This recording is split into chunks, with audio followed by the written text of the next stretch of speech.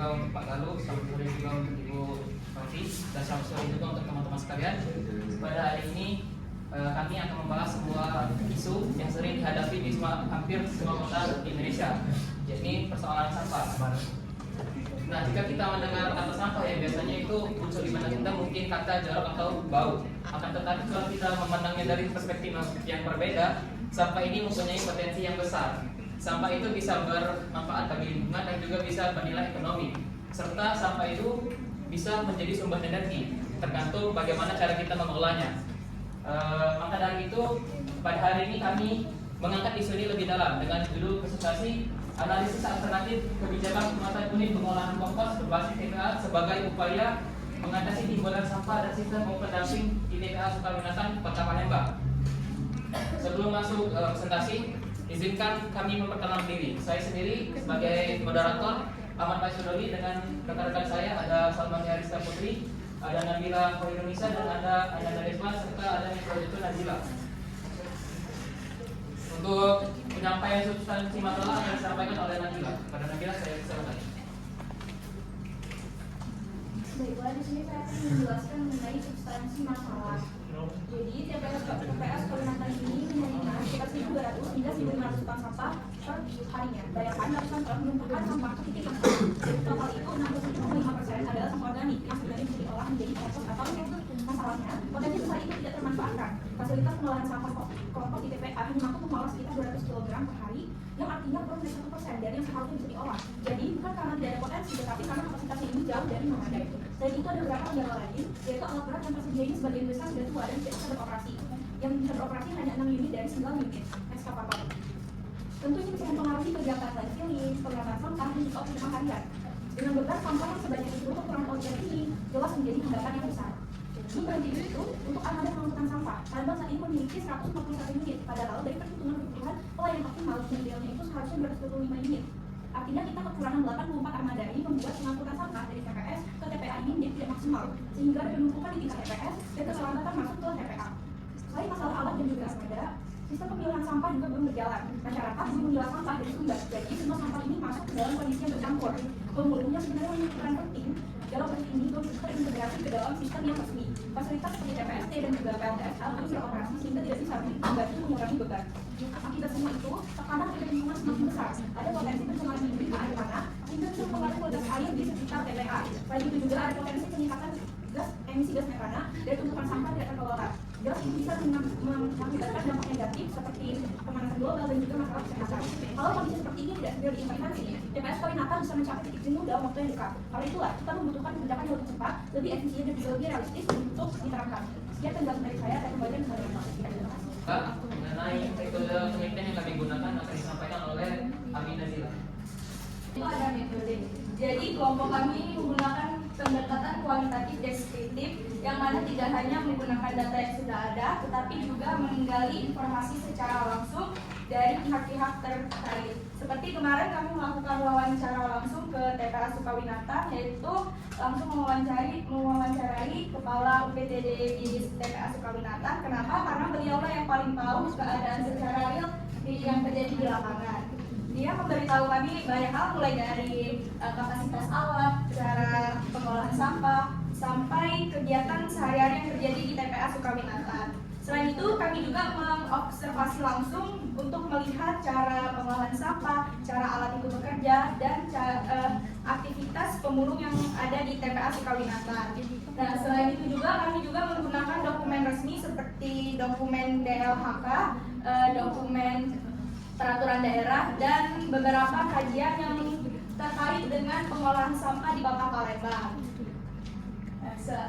Selain itu, untuk menilai alternatif kebijakan itu juga kelompok kami menggunakan kerangka evaluasi yang disarankan oleh para ahli, yaitu Penelitian and Safety tahun 1993 dan tahun 2018. Kerangka ini sangat membantu kelompok kami untuk melihat bahwa kebijakan itu tidak hanya berdasarkan ide, tetapi juga berdasarkan solusi dan dampaknya. Selanjutnya itu ada 4 kriteria utamanya. Yang pertama itu ada efektivitas, yaitu mengukur kemampuan kebijakan dalam mengurangi volume timbunan sampah. dan meningkatkan nilai tambah ekonomi dari hasil olahan. Itu seperti apakah volume sampah itu dapat berkurang, misalnya apakah volume sampah itu 1.200 sampai 1.500 itu bisa berkurang perharinya secara signifikan. Yang kedua itu ada efisiensi, yaitu menilai rasio antara biaya pelaksanaan dengan hasil yang dicapai, termasuk optimalisasi sumber daya yang tersedia. Yang ketiga itu ada kelayakan sosial dan kelembagaan, yang mana mencakup tingkat dukungan masyarakat, kapasitas institusi pelaksanaan DHK dan UPPD di TPS Kawinata, serta keberlanjutan dari sisi manajerial. Yang terakhir itu ada keberlanjutan lingkungan dan ekonomi, yang mana itu mengukur potensi kebijakan dalam jangka panjang untuk mendukung transisi menuju sistem pengolahan dan energi yang termasuk persiapan menuju TPSP dan PLTSA Karamsran. Mungkin ini yang ingin saya jelaskan, saya kembalikan ke moderator. Ini alternatif kebijakan dari hasil analisis dan evaluasi yang kami sampaikan tadi, kami memunculkan 4 alternatif kebijakan. Yang pertama yaitu penguatan unit kompos. Salah satu kebijakan ini karena kenapa penting kebijakan ini, karena 67,5% yang masuk sampah yang masuk ke TPS Kawinatan itu adalah sampah organik, dan sebenarnya sampah organik ini bisa langsung diolah, tetapi seperti sudah dijelaskan tadi, pengolahan kompos di TPS Kawinatan itu hanya 200 kg per hari, dengan potensinya itu sebenarnya itu 100 ton. Dengan penambahan alat pencegahan, terakot dan juga memastikan pemilihan sampah dan sumbernya itu, kapasitas pengolahan kompos di TPS Kawinatan itu meningkat dari mencapai 30 sampai 40% dari total sampah organik. Alternatif yang kedua yaitu kemitraan pemulung terintegrasi. Selama ini pemulung itu bekerja secara mandiri tanpa dukungan regulasi dan tanpa dukungan insentif. Padahal mereka itu sebenarnya merupakan ujung tombak bagi pemilihan sampah. Dengan ada studi dari, kalau nggak salah itu dari Riau, dengan menerapkan alternatif kebijakan ini, yang awalnya pemilihan sampah itu dari 1 sampai 2% menjadi 5 sampai 8%, sehingga menciptakan efisiensi dalam pemilihan sampah. Alternatif yang ketiga itu pilot proyek ETM skala kecil. Sebenarnya di TPS Kawinatan ini potensi ATM-nya itu cukup besar dengan 10 sampai 20 ton residu per hari, dan hasilnya itu bisa dijadikan sumber energi bagi PT Semen seperti PT Semen Batu Raja. Yang keempat, revitalisasi pelatihan masyarakat. Nah, ini merupakan salah satu juga kebijakan yang strategis. Kenapa? Karena jika kita tidak mengubah perilaku masyarakat atau pegawai yang sejak dari awalnya memilih sampah dari sumbernya, maka ketiga kebijakan yang saya sampaikan tadi itu terasa kurang efektif 100%. Dengan menggunakan program seperti 3R, kompos rumah tangga dan ekogrid dan lain-lain, itu meningkatkan efisiensi pengurangan timbunan sampah dan sampai 20 sampai 25%. Mengenai materi analisis rekomendasi kebijakan akan disampaikan oleh Salma. Sebelumnya sudah dijelasin bahwa ada 4 alternatif, yaitu efisiensi, prioritas pelayanan sosial dan keberlanjutan. Dari hal tersebut sudah diketahui bahwa kita memiliki nilai kebijakan yang digunakan. Jadi ada 4 penilaian kebijakan, yaitu dan 2 prioritas utama, penguatan unit kompos dan kemitraan pemulung integrasi. Mengapa penguatan unit kompos menjadi prioritas utama? Karena penguatan unit kompos sangat berpengaruh karena memiliki dampak yang besar dan besar, yaitu berpotensi mengurangi sampah organik jumlah besar sekitar 30% sampai 40%. Misalkan satu harinya sekitar 1.300 sampai 1.500 ton sampah organik, kemungkinan sampah yang keluar sekitar 400 sampai 600 ton sampah. Selain itu juga penguatan unit kompos juga memiliki low cost dan high impact, artinya memiliki pengeluaran yang sedikit tetapi menghasilkan untung yang signifikan. Selanjutnya, prioritas kedua yaitu kemitraan pemulung terintegrasi. Kemitraan pemulung terintegrasi sangat berpengaruh bagi pengalihan sampah karena diperlukan untuk pemulung diperlukan untuk melakukan pendataan, penilaian dan skema intensif sehingga meningkatkan efisiensi secara drastis. dan yang lebih menariknya memiliki dampak sosial seperti meningkatkan kesejahteraan masyarakat dan memperbaiki kondisi kerja bagi pekerja. Terus yang ketiga dan keempat yaitu RDF dan pelatihan masyarakat. RDF yang merupakan refuse recycle atau pengolahan sampah menjadi bahan bakar alternatif, dan pelatihan masyarakat menjadi pendukung jangka menengah karena tentunya tidak secepat dan setajam seperti dua prioritas pertama tadi. Sekian dari saya dari Terima kasih untuk Salma. Mengenai bagaimana implementasi kebijakan akan disampaikan oleh Dewan. Baik, terima kasih moderator. Sekarang kita masuk ke bagian implementasi atau bagaimana kebijakan ini dijalankan di lapangan. Oke, kita lihat untuk memahami pemahaman ini dengan mudah, kami memakai tahapan seperti input, proses, output, outcome, dan impact. Jika kita lihat implementasi ini bukan hanya sekedar kegiatan harian saja, tapi untuk jangka perubahan yang lebih panjang. Adapun aktor yang terlibat dalam implementasi ini, yang pertama DLHK Kota Palembang. Mereka bertugas sebagai perencanaan, penganggaran, dan koordinasi kebijakan. Yang kedua, UPTT DPA Sukaminatan. Mereka bertugas sebagai pelaksana teknis lapangan, pengolahan sampah dan RDF. Yang ketiga, pemulung. Mereka sebagai mitra inti. Jika pemulung diintegrasikan dengan jelas, pemilihan sampah dapat lebih efektif. Yang keempat, universitas dan LSM. Mereka bertugas sebagai sosialisasi kepada masyarakat dengan melakukan pelatihan, desain, dan peningkatan kapasitas SDM. Yang kelima, sektor swasta. Mereka sebagai dukungan pembiayaan serta sebagai pengguna produk kompos atau RDF. Saya kembalikan ke moderator.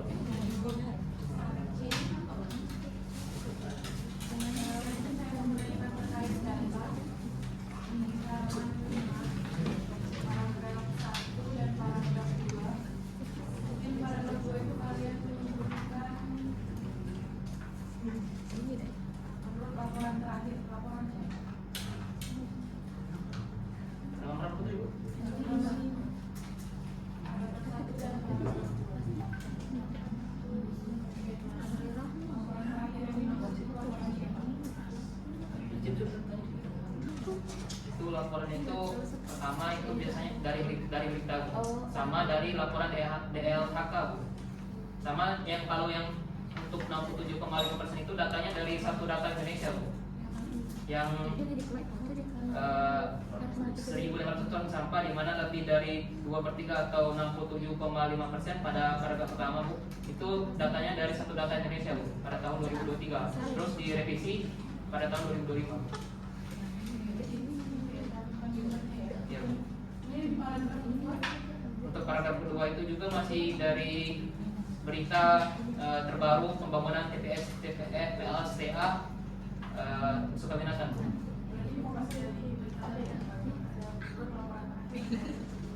Iya.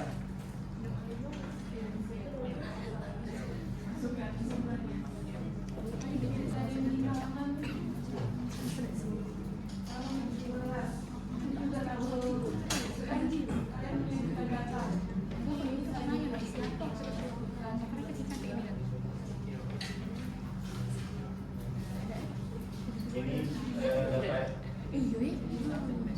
Oh.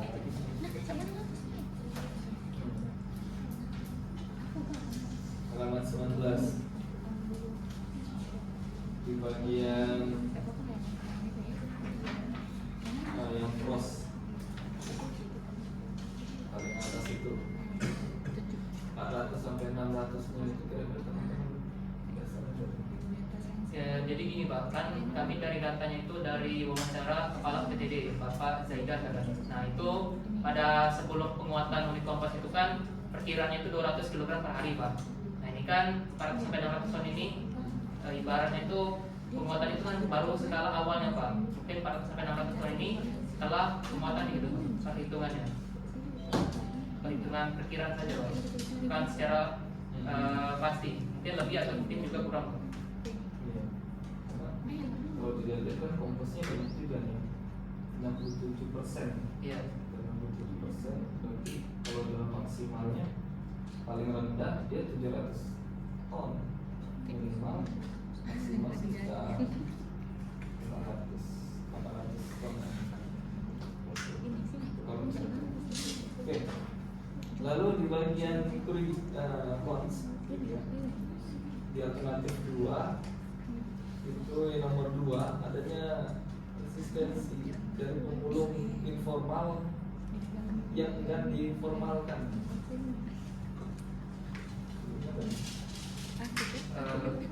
Kan semuanya, nggak semua pemulung itu setuju Pak diformalkan, karena dari studi terdahulu di bagian Riau kalau nggak salah itu hanya 82%, artinya 18% pemulung itu menolak. Kenapa menolak itu? Karena pertama mereka itu pertama sudah tua, yang kedua karena mereka itu menjadi pemulung itu hanya mencari uang tambahan seperti itu dari studi mereka juga. Mungkin makanya kami menetapkan kerugian itu potensi resistensi dari pemulung informal yang akan diformalkan. Begitu Pak. Penelitian yang mana? Ada di halaman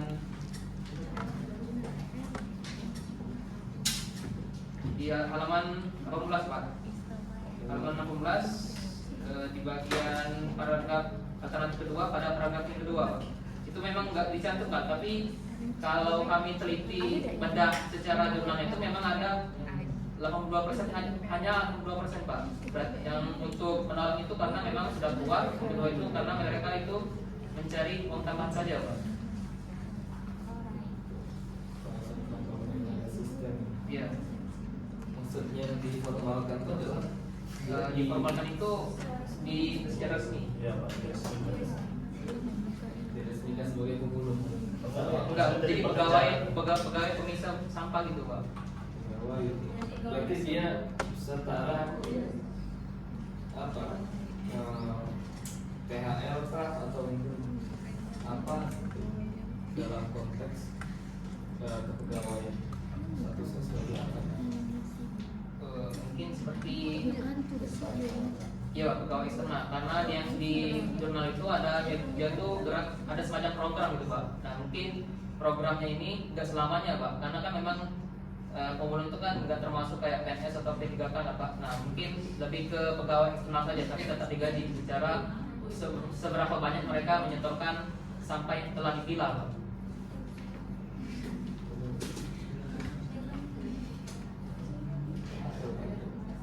Ya itu yang harus dideskripsikan dia nih yang kemitraan ini seperti apa, dia digaji atau seperti apanya itu yang dan dia harus mengacu pada undang-undang ciptaker kalau sekarang ya, dari posisinya seperti apa.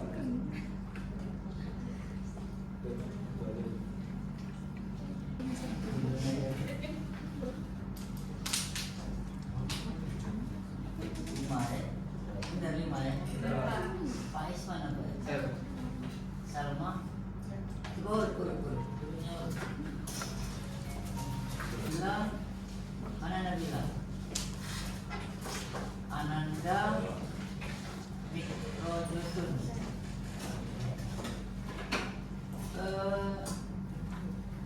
Siapa yang pertama kali menginisiasi ide untuk membahas ini? Pak Is ya. Awalnya semuanya mengajukan nggak? Mengajukan topik kan? Apa langsung menyetujui dari topik Pak Is? Jadi awalnya itu kami itu kan nyari permasalahan isu yang memang hampir di semua kota Medan itu kan hadapi Pak. Nah, mungkin dari seperti kemiskinan atau persoalan sampah kami punya sampah Pak, dan mereka masuk itu. Jadi mengajukan satu-satu Pak. Lalu dibahas. Iya. Kalau sudah itu kan setuju. Bagi saya itu awalnya nggak mengajukan, tapi ada tawaran satu langsung setuju ya. Soalnya di kelompok P2 juga ada kan yang sampah ya, beda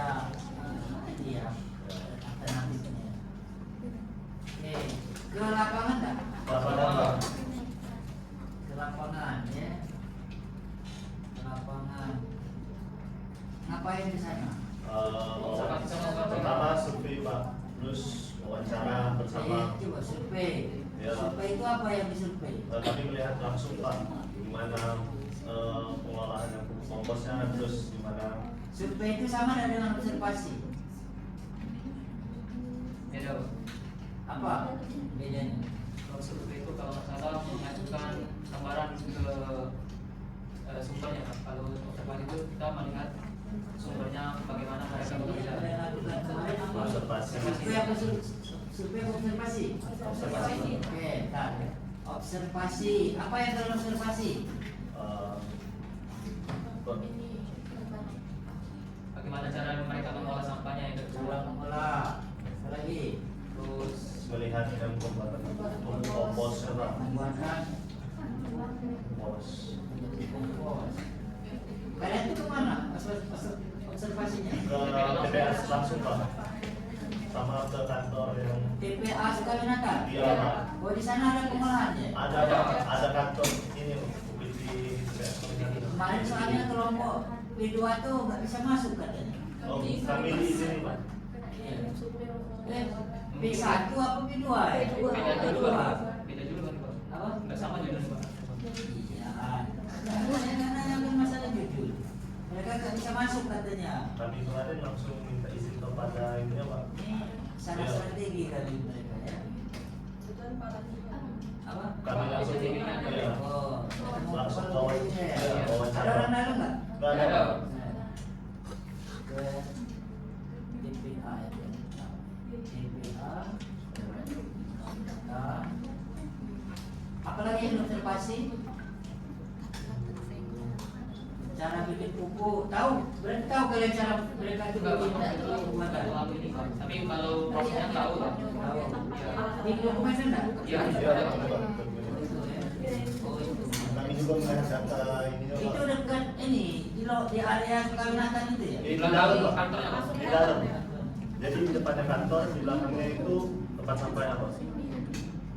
Oke, terus pembuatan pupuk apalagi di observasi? bahan-bahan yang paling daur ulang oleh masyarakat sekitar TPA.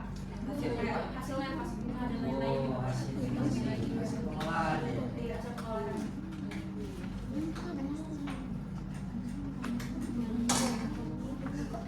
Ada contohnya? Kasih bunga. Belum dimasukin kayak Pak. Iya. Ada Oke, sekarang sudah observasi. Apalagi? Oh, kami melakukan wawancara. Oke. Siapa yang diwawancarai? Kepala itu Pak, kepala UPTD ya Pak. Kepala UPTD. Iya. Pakai surat enggak kemarin? Enggak, Pak. Ya, apa nak mau kesana be membawa sampah be bikin surat. Malah dia kaget. Pas masuk, oh iya silakan masuk. Pakai surat itu nggak sabar pakai surat.